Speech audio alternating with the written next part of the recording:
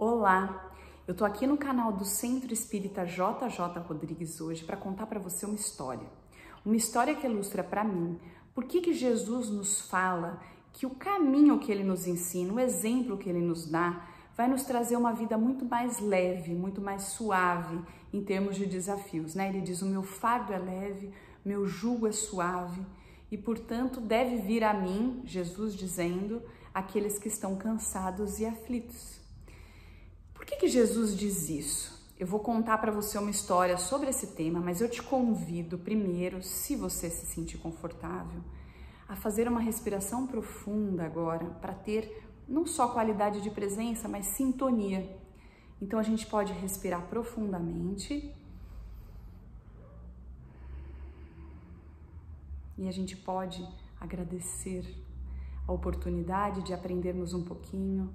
Podemos pedir ao Pai que esteja conosco, que nos auxilie, nos dê coragem e força para promovermos a nossa reforma íntima, para que a gente possa aprender um pouquinho hoje. Eu espero ser útil, espero que você curta, que você compartilhe esse vídeo, que ele sirva de alguma forma para a sua vida. E eu ouvi uma vez uma história sobre uma menina, uma jovem, filha de um homem muito austero e rico lá no Japão. E conta-se que essa moça se apaixonou por um jovem que trabalhava com o pai dela. Esse homem, que era muito rico, era muito severo, até violento. E esse rapaz sabia que o pai dela, ela também sabia, tinha outros planos de casamento para a moça. E essa menina, numa sociedade muito conservadora, fechada, com um pai muito austero, engravida do rapaz. Que ela era apaixonada por ele e ele por ela, mas eles sabiam que naquela condição o pai mataria o rapaz. Então, o que ele faz? O jovem, ele foge,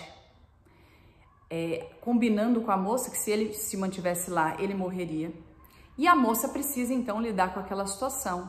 E ela vai contar para o pai que está grávida no último momento. E ela diz o seguinte, que ela está grávida do monge. Um monge da cidade que era muito respeitado por todos, inclusive pelo pai dela. Ela faz isso na esperança de que o pai não mate o monge, porque se ela contar que é do jovem empregado dela, que se desligou e que foi embora, ele vai matar o rapaz. Então, o pai, depois que a criança nasce e revoltado com aquela situação, não vai matar o monge, mas pega a criança e leva até o monge, fala os maiores absurdos, ofende, humilha, acaba com o monge, entrega a criança para ele, dizendo que agora é problema dele. O monge não diz uma palavra, fica impassível. Ele simplesmente pega a criança e cuida da criança.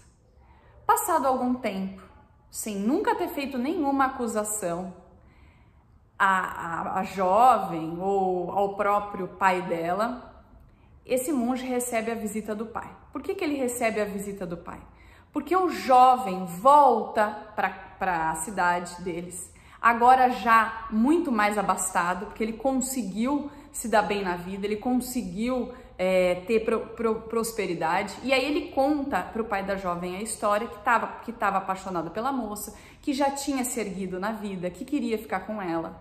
A moça confirma a história e aí, meus amigos, esse pai então decide voltar lá e buscar a criança. Muito orgulhoso que era, não teve a hombridade ou, nesse momento, a humildade, né, de pedir desculpas. Simplesmente pede a criança de volta e o monge entrega a criança, sem de novo dizer uma única palavra. E quando eu ouvi a história, eu fiquei pensando que reação que eu teria nessa história sobre paciência. Ela vem ilustrar a paciência do monge. E eu fiquei pensando quanta raiva, quanta angústia, quanta indignação eu sentiria de ser acusada injustamente. Da mesma forma, aliás, de forma muito pior que foi Jesus, né? Jesus foi muito pior que essa situação. Foi acusado injustamente e foi crucificado em razão dessas acusações. Então, meus irmãos, eu fiquei pensando em como eu me sentiria. E quando a gente vê a vida dos mártires, dos santos, né, dos missionários, na verdade, que vieram aqui no planeta nos ensinar tanto, e quando a gente pensa na vida de Jesus, o maior deles, o nosso mestre, a gente pensa como foi sacrificante para ele, ou sofrido para ele, passar por tudo que ele passou. A gente acha às vezes que seria incapaz, que nunca poderia seguir esse caminho, mas na verdade, o caminho que Jesus ensina, meus irmãos, é exatamente o caminho de sermos mais felizes, mais hábeis, muito mais leves, passando pelos desafios. É isso que Jesus vem nos ensinar. Porque, veja, para mim, hoje, com as minhas características, seria impensado ouvir tudo que o monge ouviu e ficar quieta. Mas para ele, que entendia que a raiva ia fazer muito mais mal para ele, inclusive se ele discutisse, né, as atitudes e estratégias que ele poderia adotar com raiva, poderiam até causar a morte dele. Então, aquela raiva ia fazer mal para ele. Ser compassivo, ser paciente naquele momento foi uma estratégia não só para ter um mundo melhor, para sobreviver, mas para ser mais sereno e feliz. A mesma coisa acontece, meus amigos, quando a gente vê um exemplo de Jesus que reza antes do momento da crucificação e pede para que se afaste o cálice, né? Afasta de mim esse cálice. Não porque ele estava muito preocupado com o sofrimento dele, mas porque ele estava preocupado com o nosso. Para ele passar pela crucificação, é claro que é um momento que a gente sabe muito desafiador, de dor, né? Mas ele tinha os recursos porque internamente ele tinha cultivado o amor tão grande, o amor dele era um amor tão imenso, que a maior preocupação dele ali era conosco, não consigo próprio. Ele tinha os recursos para ultrapassar tudo isso, assim como nós os teremos. Nós teremos os recursos assim que a gente decidir seguir o exemplo e o caminho de Jesus. Esse caminho não vem só para a gente ser exteriormente paciente ou caridoso, fazer o bem de fora, se martirizando por dentro. Esse caminho vem para a gente aprender na nossa reforma íntima a sermos interiormente mais ricos, mais fortes e nos libertarmos do apego, do orgulho, do egoísmo, de tudo aquilo que não faz mal só para a sociedade e para o mundo em que nós vivemos, mas faz mal especialmente para nós.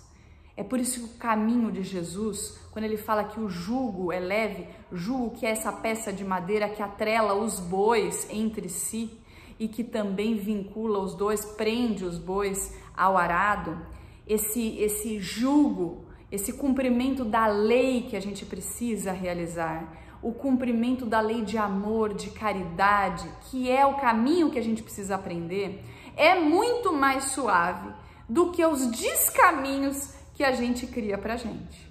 Então esse é o convite, essa é a jornada que eu tô no comecinho, que eu convido você também a trilhar, para que a gente chegue nesse momento de leveza, leveza sem peso, leveza onde a gente vai conseguir de fato cultivar essas plantinhas, essa semente dentro da gente, que nos trará felicidade e nos permitirá fazer um mundo muito mais maravilhoso e encantador para todos os nossos irmãos e para todas as pessoas que a gente ama. Então eu agradeço de novo essa oportunidade, espero que você que ficou até aqui tenha gostado, compartilhe e que a sua vida seja leve, que você tenha paz, que tenha muito amor, que consiga se afastar de tudo aquilo que te prende a esses vícios que tornam a nossa vida tão mais difícil. Muito obrigada e fique com Deus.